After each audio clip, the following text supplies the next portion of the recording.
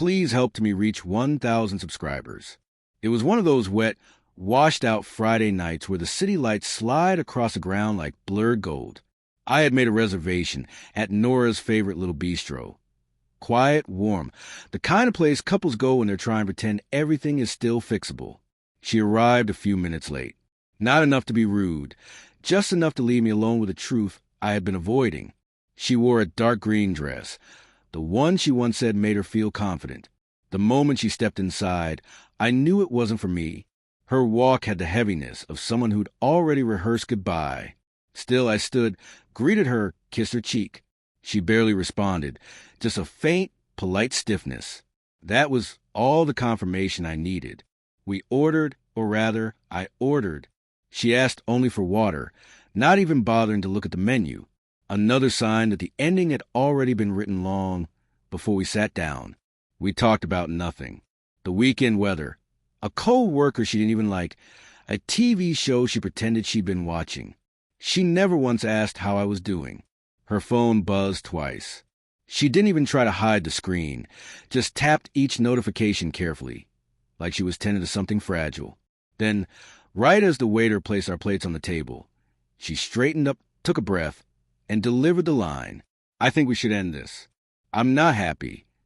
No shake in her voice. No pause, as if she'd practiced saying it into a mirror until it came out perfectly clean. I stared at my food for a moment and simply said, "All right," before taking a slow sip of wine. That rattled her. She expected me to break, argue, beg, something. Instead, I gave her a small smile. Not because I was fine, but because I'd spent the last 3 weeks preparing for this exact conversation. There was no shock left in me. No surprise. I already knew. I said, setting my glass down, "I always wondered why your perfume changed every Friday morning." Her face tightened just slightly. "You don't need to explain," I continued. "His name is Marcus, isn't it? The trainer from your spin class. Drive that gray Lexus. Likes renting that little guest house on 7th. The silence between us suddenly had weight. You've been meeting him after your workouts," I added quietly. "And the woman who owns that guest house? She's my aunt." Her face drained the color, so quickly it almost made me blink. I reached into my jacket and placed a small envelope on the table.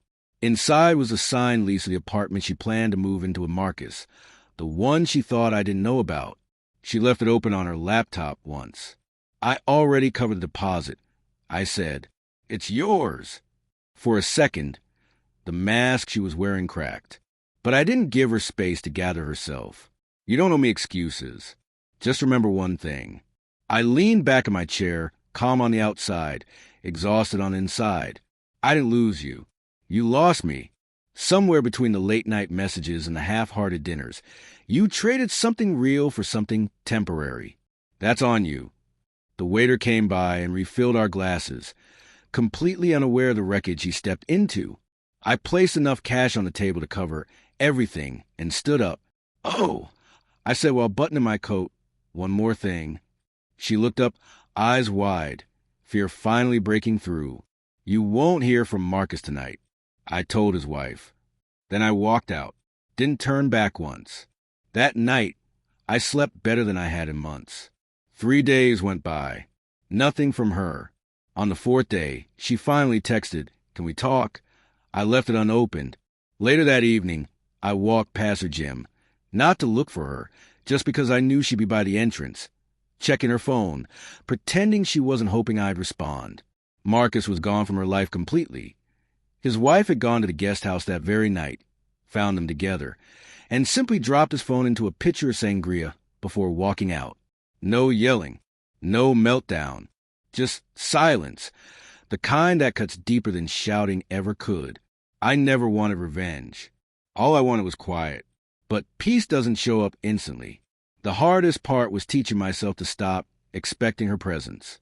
The jangle of her keys, the way she hummed offbeat when she folded laundry, the single sock she always forgot in the dryer, those tiny, ridiculous traces of a person that stay long after they've disappeared.